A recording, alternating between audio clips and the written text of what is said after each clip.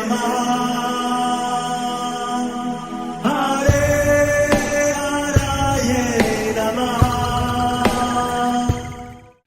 हरे कृष्णा जी, आप सबका बहुत बहुत स्वागत है। हमारे सारे कार्यक्रम इस्कॉन फाउंडर आचार्य AC भक्ति वेदांत स्वामी श्रीला प्रभुपाद जी को समर्पित है। मंगलाचरण आरंभ करते हैं। ओम नमो भगवते वासुदेवाय, ओम नमो भगवते वासुदेवाय, ओम नमो भगवते वासुदेवाय। ओम ज्ञानतिमिरान्धस्य ज्ञानाञ्जनशलाकया चक्षुरुन्मीलितं येन तस्मै श्रीगुरवे नमः। श्रीचैतन्यमनोभीष्टं स्थापितं येन भूतले स्वयं रूपः कदा मह्यं ददाति स्वपदान्तिकम्।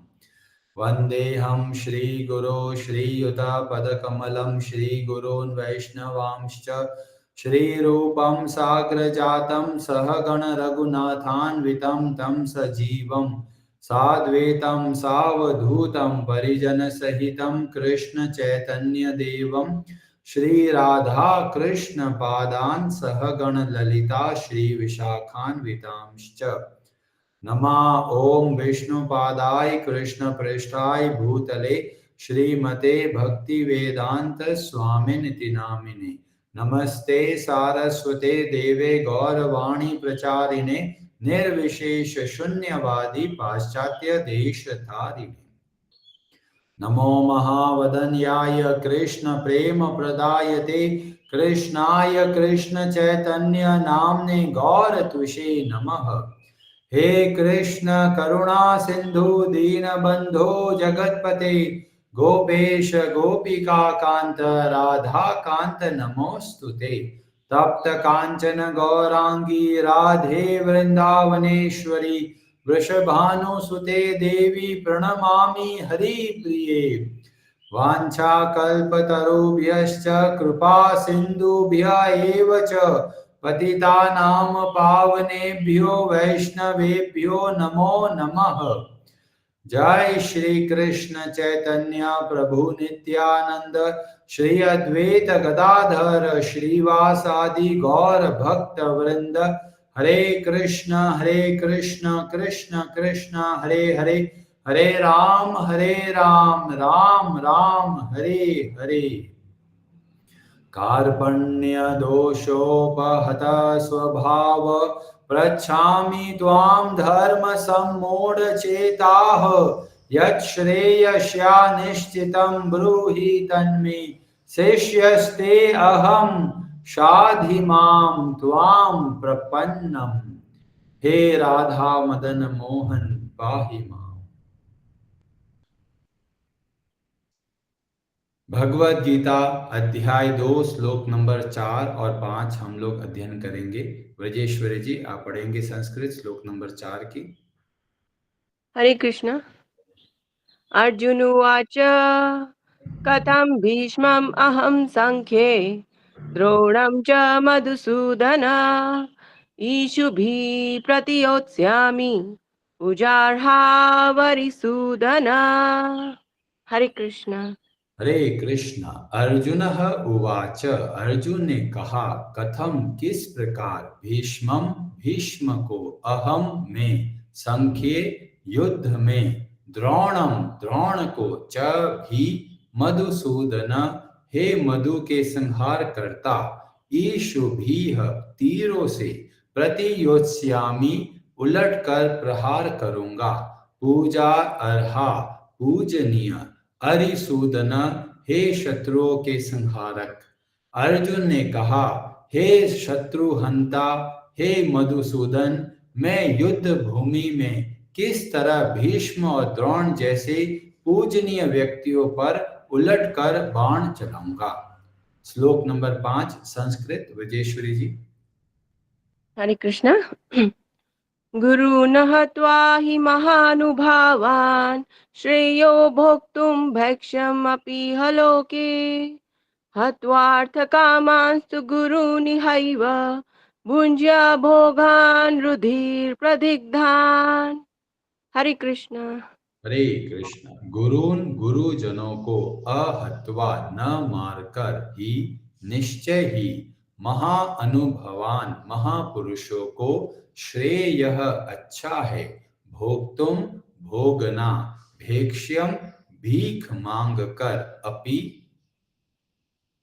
भी, यह इस जीवन में, लोके इस संसार में, हत्वा मार कर अर्थ लाभ की कामान इच्छा से तू, लेकिन गुरुजनों को यह इस संसार में एव निश्चय ही भुंज भोगने के लिए बाध्य, भोगान भोग्य वस्तुएं रुधिर रक्त से प्रदिग्धान सनी हुई रंजित। ऐसे महापुरुषों को जो मेरे गुरु है, उन्हें मारकर जीने की अपेक्षा इस संसार में भीख मांग कर खाना अच्छा है।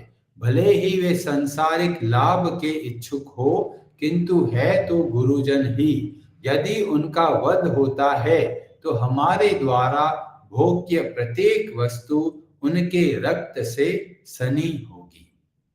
हरे कृष्णा जी। अब यहाँ पर अर्जुन अपना पक्ष रखते हैं। पिछले श्लोक में भगवान श्री कृष्ण ने अर्जुन को दो कठोर शब्द बोले थे।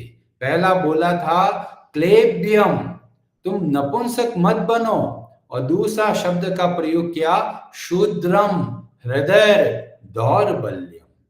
तो हमारे साथ जीवन में कई बार ऐसा होता है कि अगर हम लोग कुछ गलती करते हैं और जो हमारे हितैषी होते हैं वो हमको कुछ शिक्षा देने के लिए कभी कभी कठोर शब्दों का प्रयोग करते हैं, पर कुछ लोग ऐसे होते हैं पलट कर उनके अंदर ही कमियां ढूंढने लग जाते हैं। जैसे बोलते हैं बेटा ऐसा मत करो, बेटा वापस बोलता है अरे माँ तुम भी तो ऐसे करती हो, अरे पिताजी आप भी तो ऐसे ही करते हो।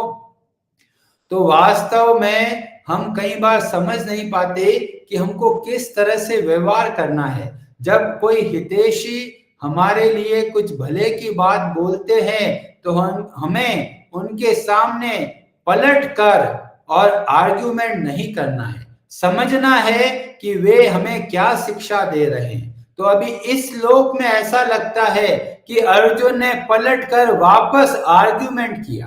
कैसा आर्ग्यूमेंट किया? दो शब्दों का प्रयोग करके, एक बोला मधुसूदन और दूसरा बोला अरिसूदन। दोनों शब्दों में सूदन नाम के द्वारा बताया जाता है कि हे कृष्ण, आप भी तो इतने लोगों को मारते हो, पर कैसे लोगों को मारा है? मधुसूदन मतलब जो राक्षस थे उनको मारा, पर मेरे सामने स्थिति अलग है। मेरे सामने मेरे खुद के पूजनीय लोग हैं, भीष्म पितामह, इतना अपनापन है जिनके साथ, द्रोणाचार्य जिन्होंने मुझे बहुत सारी शिक्षाएं दी, और इसीलिए मैं उनके ऊपर बाण कैसे चलाऊंगा। तो यहां पर अर्जुन अपना पक्ष रखते हैं, क्योंकि पिछले श्लोक से पता चलता है कि भगवान श्री कृष्ण कहना चाहते हैं अरे तुम कायर क्यों बन गए। तो यहां पर उसका उत्तर देते हुए अर्जुन बोलते हैं कि मेरे अंदर कायरता नहीं है, बल्कि मैं इसीलिए युद्ध नहीं करना चाहता क्योंकि मेरे सामने मेरे पूजनीय लोग खड़े हैं। तो इस शब्दों में ऐसा लगता है अर्जुन ने पलट कर जो भगवान श्री कृष्ण बोले उनको वापस जवाब दिया। पर जब अगला श्लोक और उसके अगला श्लोक बोलते हैं तो अर्जुन को लगता है अरे ये तो मैं क्यों आर्ग्यूमेंट कर रहा हूं, ये तो मेरे हितैषी हैं, ये कुछ बोल रहे हैं तो इसमें कुछ ना कुछ महत्वपूर्ण बात होगी। और इसलिए अगला जो श्लोक है उसमें अर्जुन का इतना आर्ग्यूमेंट नहीं दिखता जितना कि इस श्लोक में दिखा। अगले श्लोक में अब दोनों पक्ष रखते हैं, मतलब भगवान श्री कृष्ण का भी पक्ष रखा और खुद का भी पक्ष रखा। पहले खुद के बारे में बोला और बोला कि अरे ये तो मेरे गुरुजन हैं, इनको अगर मार के इससे अच्छा है तो मैं भीख मांग के खा लूंगा। तो यह अर्जुन ने अपना पक्ष रखा। अब भगवान श्री कृष्ण की बात रखने के लिए बोलते हैं अगर आप ऐसा बोलते हैं कि युद्ध करो, मैं युद्ध तो कर लूंगा, पर इनको मार कर जो हमको मिलेगा उसमें जीवन भर मेरे अंदर पश्चाताप रहेगा कि मैंने अपने ही प्रियजनों को मारा है, और जितना भी भोग मैं भोगूंगा उसमें सब जगह पर मेरे मन में एक गिल्टी रहेगी, एक ये भाव रहेगा कि ये जो मैं सुख भोग रहा हूं मैं अपने गुरुओं को मार कर भोग रहा हूं। और उसका अगले श्लोक में अब अर्जुन और ढीले पड़ जाते हैं। तो मतलब भगवान के शब्दों ने धीमे धीमे कार्य करना आरंभ किया। हमारे जीवन में भी कई बार ऐसी परिस्थिति आती है जब हमें पता नहीं चलता कि ये इस परिस्थिति में क्या करना सही है, और ऐसे समय में हमें एक गुरु की आवश्यकता होती है, एक मेंटर की आवश्यकता होती है जो हमको बताए कि ऐसी परिस्थिति में हमको क्या करना है।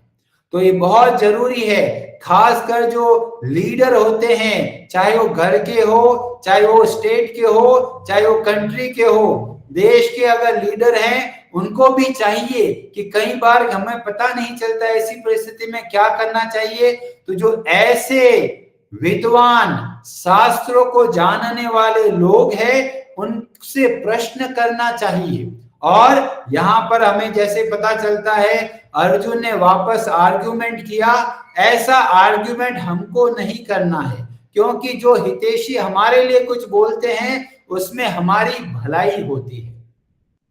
अभी कई बार खराब चीज होती है तो हमें बहुत आसानी से मना कर सकते हैं, पर अगर खराब चीज अच्छे के रूप में आती है तो बहुत मुश्किल होता है पता करना कि ऐसे समय में क्या करना।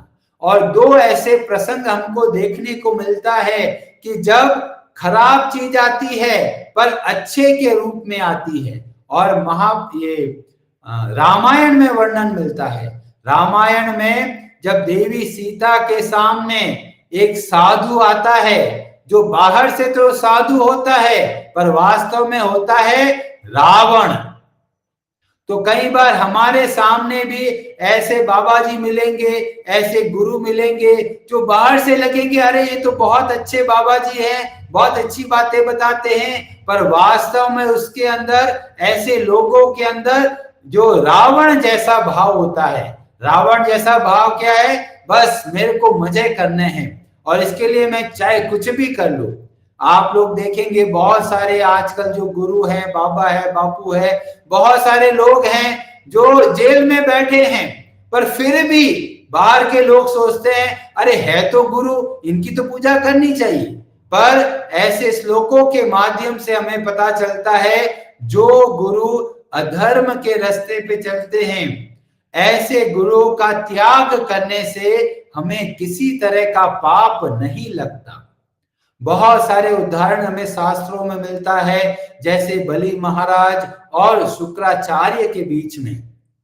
शुक्राचार्य मना करते हैं बलि महाराज को कि ये वामन देव के रूप में ये साक्षात विष्णु आए हैं, इनको आप भूमि दान मत देना।